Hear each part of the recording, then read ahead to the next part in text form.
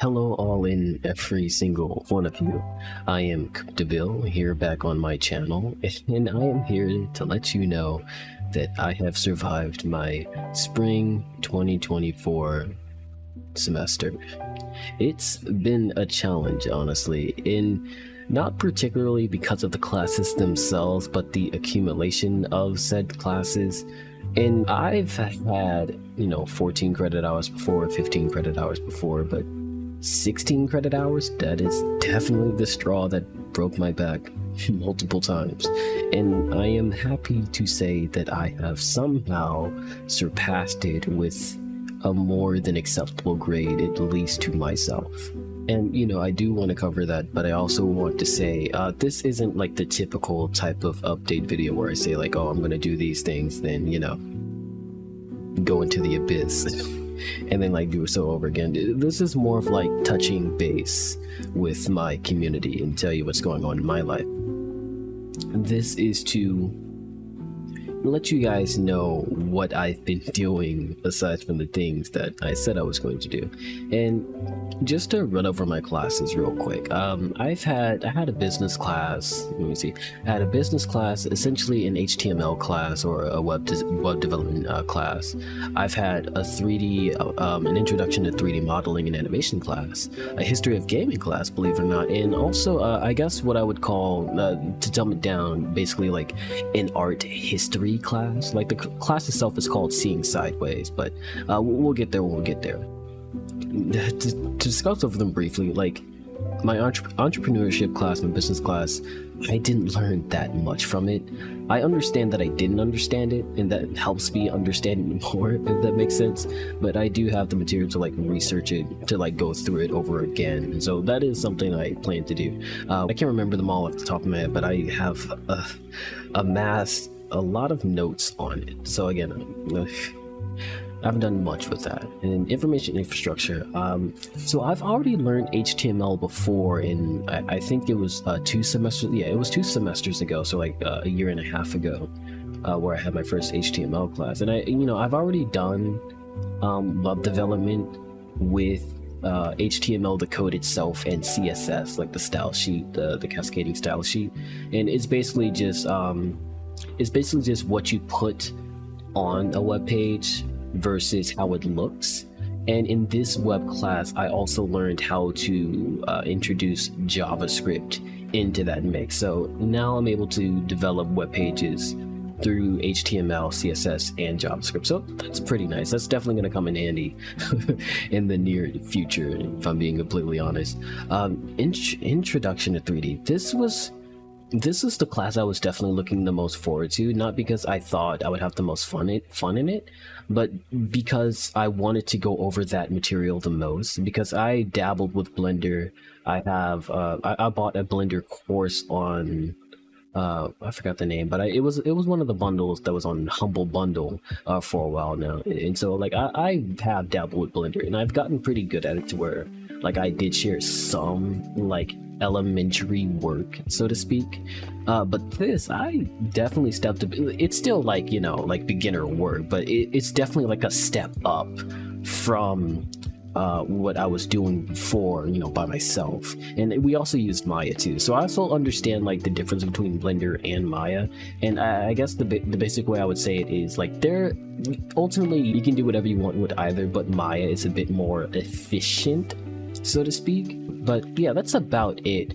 And I'm gonna like discuss something else like related to this in a second. But history of gaming, this is honestly the most like straight lace class I've had this semester. Like every single other thing was like spicy, but this is besides professor, like the material of what I went through in this class itself was just very it was very like educational.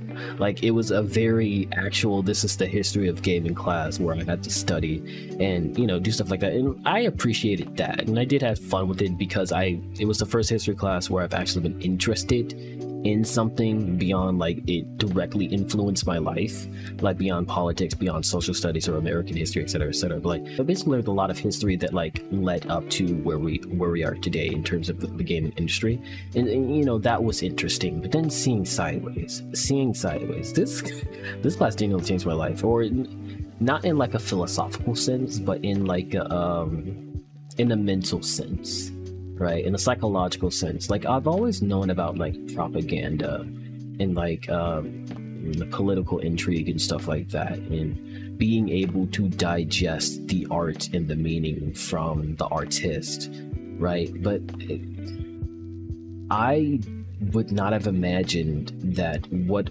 I was able to glean before I took this class, that was all surface level stuff.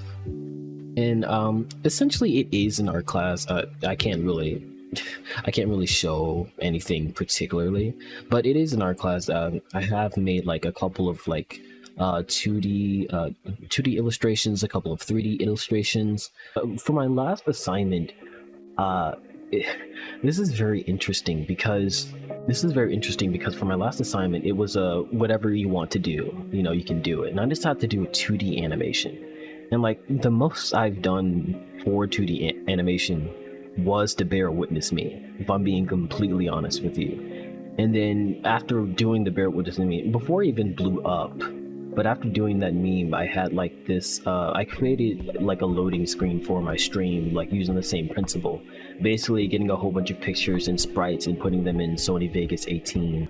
And then, you know, like editing it in a way to where it looked like there was movement. And I don't think that's the traditional way to do 2D animation, but I was like, hey, you know, it works. I remember back before the semester even started, I started this campaign with my brothers and my grandma, and like I made this the story that took place in Gary, Indiana, like the mid 1980s, right? And so I made this character named Jimmy James Jr. and I was the DM, so I made a DM, not a DM PC, but a DM NPC. Like I made this character specifically to support them in their fights, to be a tutorial, and to also express how to engage in the story with Dungeons and Dragons. And so then that evolved into like in my history of gaming class, to where they asked like, hey, you guys are gonna have to make a character, and there's supposed to be an interpretation of a character of an NES, right? And so we had to use like I think it was like 32-bit sprite sheet.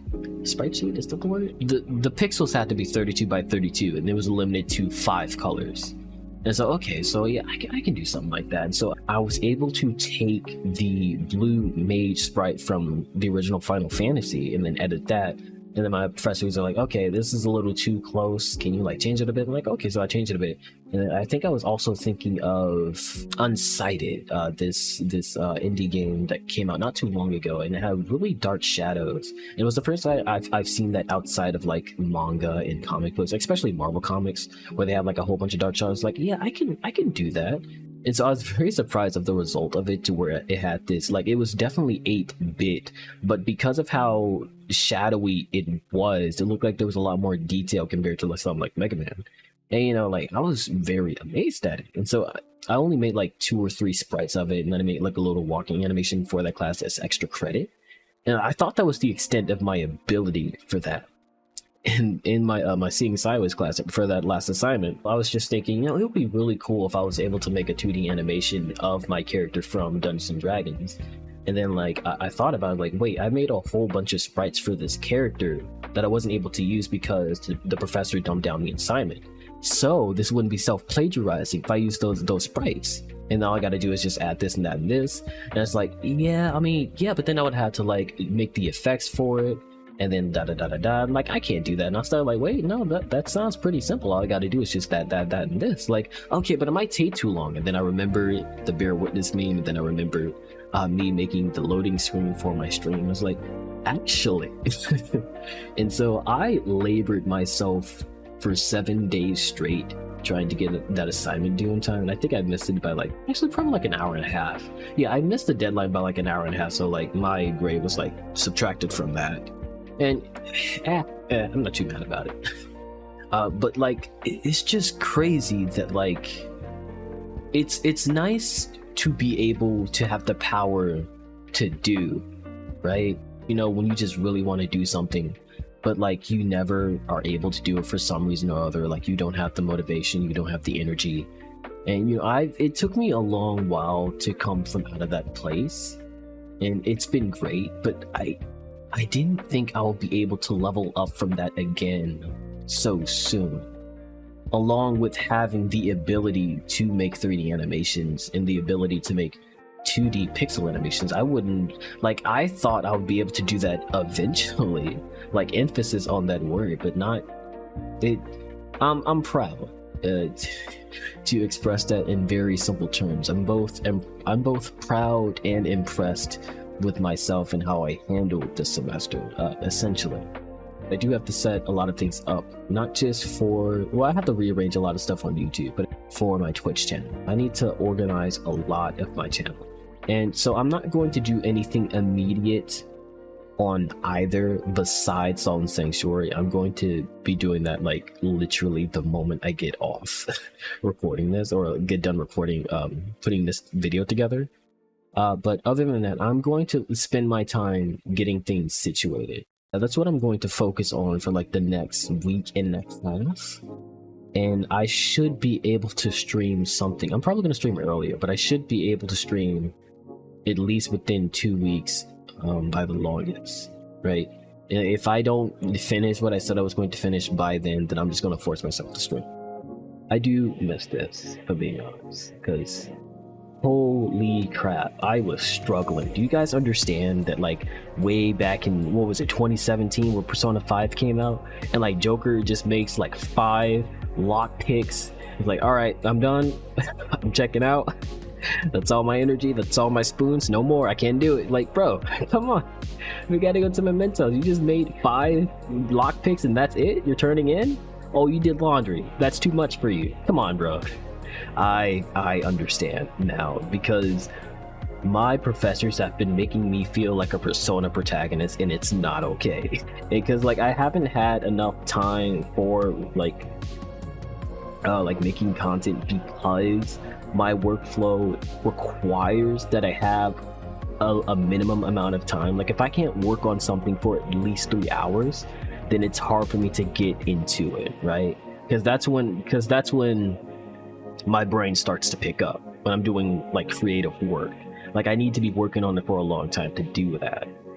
So I wasn't able to like make content, but I was able to like squeeze in other things, and people's all like, hey Ryan, you know a lot of D&D, can you DM for us? What?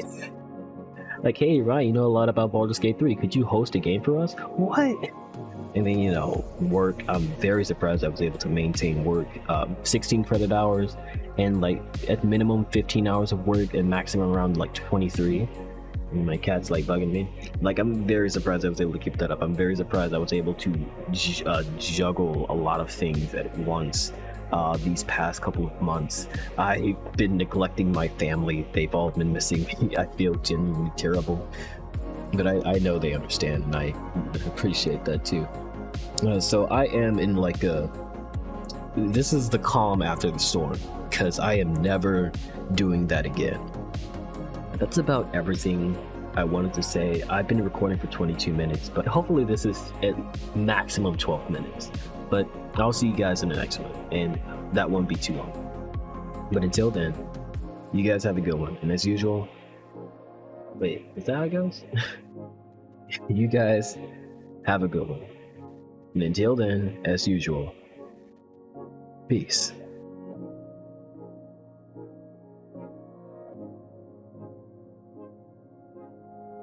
Also, please excuse this addended section right here. I can't believe I actually forgot to include this, but what about you guys? What have you been up to? And more particularly, since the last time we spoke, what have you been up to? And what have you done that has made you proud? Please let me know down below.